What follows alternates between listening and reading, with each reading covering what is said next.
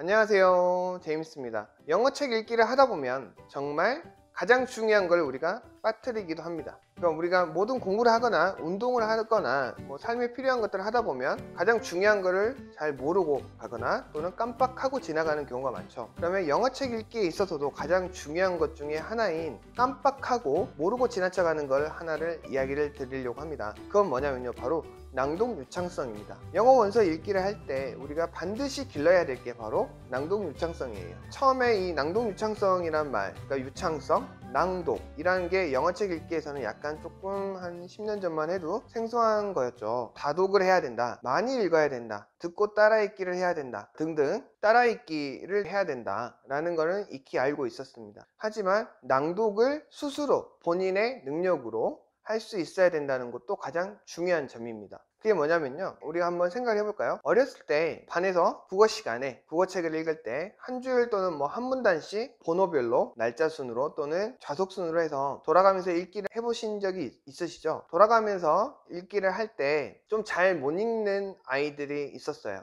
그러면 조금 생각을 해보면 이렇게 텍스트를 소리내서 읽는 게 원활하지 않았을 경우, 또는 왠지 한글을 읽는데 조금 어색한 경우가 있었죠. 기억나시나요? 그랬을 경우에 과연 학습력이 잘 길러져 있다라고 판단할 수 있을까요?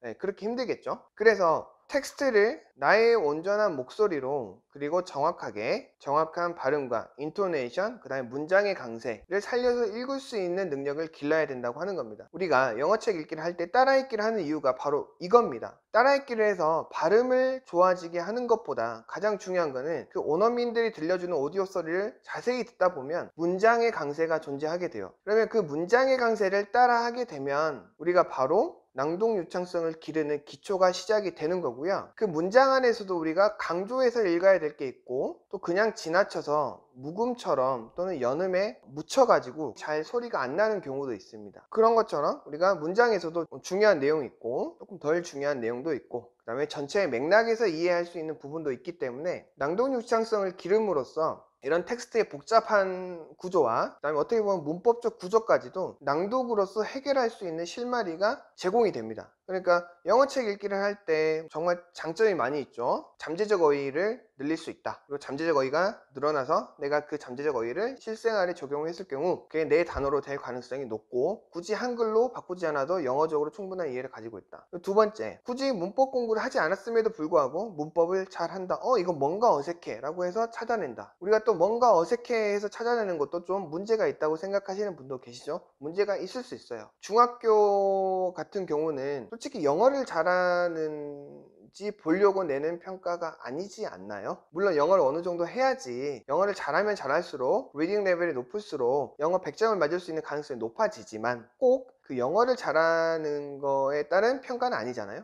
이게 아닌데 라고 생각하고 하는 게 그렇게 나쁜 건 아니고, 중학교가 되었고 고등학생이 되었으면 내신을 위해서 정확한 문법을 공부할 필요는 있고요. 그러니까 영어책 읽기를 통해서 어느 정도가 되었으면 문법적 구조가 우리 한글을 배우는 것처럼 익혀져 있기 때문에 그렇게 공부를 하면 된다고 하는 거고요. 또 이제 마지막으로 문화적 배경과 사전 지식 등등등 많은 거를 우리가 늘려갈 수가 있다라는, 다 열거하지는 못했지만 많은 장점들이 있죠. 이 많은 장점들을 살려낼 수 있는 가장 중요한 방법이 바로 낭독입니다. 낭독을 통해서 텍스트와 문단과 스토리를 내 목소리로 읽어내면서 그 스토리를 내 꼴로 만든다라고 하면 우리가 바로 유창성이 생기는 거고요. 그 유창성을 통해서 어휘, 문법, 텍스트 분석 능력, 문해력 등등등을 기를 수가 있습니다. 그리고 우리가 빠르게 읽기를 하기 위해서 속독 과정도 있고 속독을 배우기도 하고 하잖아요. 정말 영어책 또는 한글책을 빠르게 읽기 위해서는 이렇게 내 목소리로 소리내서 낭독을 하면서 빠르게 읽을 수 있으면 정말 눈으로 읽었을 때도 빨리 읽을 수가 있습니다. 소리내서 읽는 게 잘 안 되는데 속독이 된다라고 하면 약간의 뭔가 오류가 조금씩 쌓여서 갈 가능성도 조금은 있고요. 그래서 언어를 배우거나 한글도 마찬가지고 영어도 마찬가지고 스페인어, 일본어, 중국어 등등등 마찬가지가 텍스트를 보고 소리내서 내 온전한 목소리와 생각, 그리고 나만의 적절한 스피드로 읽어낼 수 있는 낭독 유창성을 길러야 된다고 하는 겁니다. 바로 이 리딩 플루언시에 대해서 불과 한 몇 년 전만 해도 그렇게 강조되는 사항은 아니었는데 최근 정말 많이 대두되고 있죠. 그래서 이 리딩 플루언시를 기르기 위해서 어머님들께서 엄마표 영어를 집에서 하고 계신다라고 하면 부단히 노력을 해서 좀 아이가 발음을 떠나서 따라서 좀 영어책을 재미있게 재미나게 읽어낼 수 있는 유창성을 길러주시기를 제가 추천을 드려봅니다. 또 그러신 분들도 계시죠. 낭독을 한다고 하면 독해를 잘하는 건가, 그냥 소리내서 읽기만 하고 의미는 모를 수 있지 않나 라고 하는 우리가 아주 상식적인 의심을 하게 됩니다. 근데 알아야 될 게, 소리내서 읽는다고 하는 거는 독해력의 기초적인 작업을 도와주는 거고요, 소리내서 정확하고 빠르게 읽어낼 수 있는 능력이 있는 사람은 독해도 빠르게 할 수 있고, 정말 그 어휘와도 그렇고 문법과도 그렇고 글쓰기와도 그렇고 밀접한 관련이 되어 있습니다. 그래서 유창성을 길러주는 게 가장 기초적인 작업인 거죠. 근데 실제 우리가 이 낭독 유창성에 대한 관심은 조금 저조한 건 사실입니다. 텍스트를 읽고 지문 읽고 또는 책을 읽고 퀴즈를 풀고 그 퀴즈에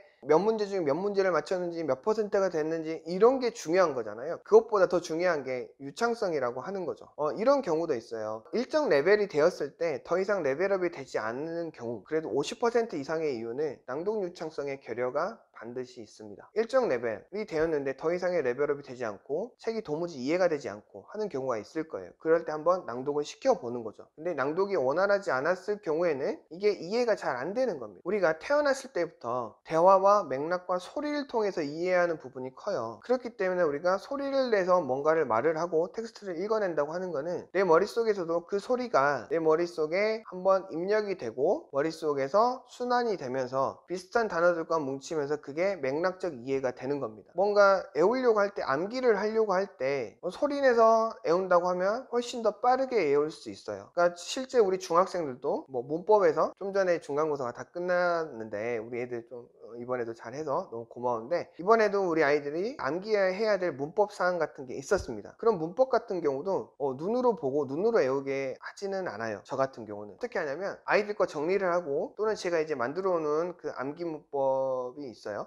그래서 그거를 꼭 아이들과 함께 소리내서 서술적으로 풀어서 암기할 수 있게 해줍니다. 그렇게 됐을 때 시험 문제를 봤을 때 그게 머릿속에 딱 팝업이 될 수 있거든요. 근데 단순 암기를 했을 경우에는 아리까리하고 정확하게 생각이 안 날 가능성도 있어요. 그러니까 뭐 눈으로 보고 눈으로 하는 것도 괜찮고 학습력이 좋은 아이들 같은 경우도 뭐 괜찮을 수 있는데, 뭔가 소리를 내면서 하는 행위 자체가 정말 학습 능력이나 이해력 발달에 많은 도움이 될 수 있다는 걸 유념하시고, 영어책 읽기를 할 때도 흘려듣기, 동시 따라읽기 등등 뭐 여러 가지 용어를 사용하고 계시잖아요. 그런 것도 중요하고, 그 중에서도 제일 중요한 거는 소리내서 읽는 낭독 유창성 연습이 되어 있어야 된다고 하는 거예요. 그리고 이제 그런 경우가 있습니다. 낭독 유창성이 길러져 있지 않을 경우, 우리가 글을 쓸 때 트랜스크립션을 시켜보면, 베껴쓰기를 시켜보면 그 한 문장을 딱 한 번 보고 한 문장을 한 번에 쓰는 아이들도 있는데, 한 단어 보고 한 단어 쓰고 한 단어 보고 한 단어 쓰는 아이들도 있고, 철자 하나하나 보면서 쓰는 아이들도 있습니다. 이런 경우는 좀 난독증이 있을 가능성도 있는 거거든요.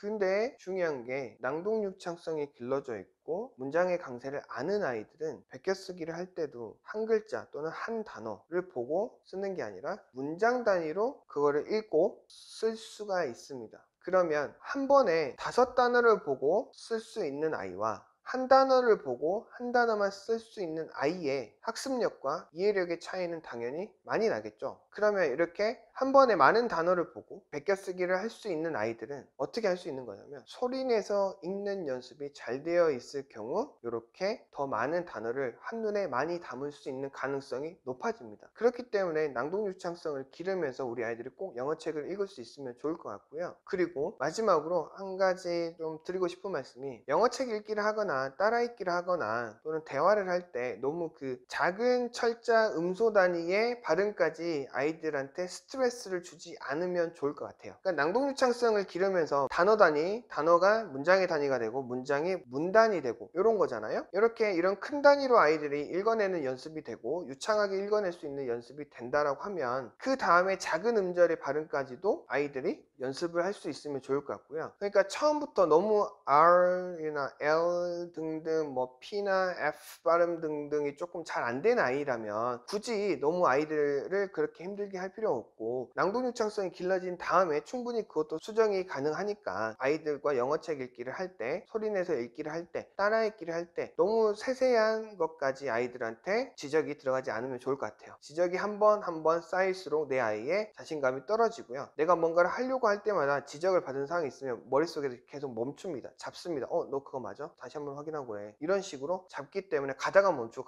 이렇게 되면 당연히 이해력도 떨어지게 되겠죠. 그런 측면에서 큰 단위의 유창성을 기를 수 있는 낭독 유창성, 책을 우리 아이들이 원어민처럼 원활하고 빠르고 정확하게 읽어내서 독해력과 문해력 그리고 문법과 쓰는 능력까지도 기를 수 있는 이 낭독 유창성을 꼭 길러줄 수 있으면 좋을 것 같습니다. 이 낭독 유창성을 기르는 방법도 제가 언제 한번 시간을 마련해 가지고 말씀을 드리도록 하고요. 오늘의 이야기는 여기서 마치도록 하고요. 제가 조만간에 조금 더 자세한 이야기를 드릴 수 있도록 준비를 해보도록 하겠습니다. 그러면 오늘의 이야기는 여기서 마치도록 하고요. 꼭 구독과 좋아요 부탁드리겠습니다. 영어 원서 리딩 교육 11년의 경험을 들려드립니다. 제임스 리딩 투게더. 감사합니다. 바이바이. 또 뵐게요.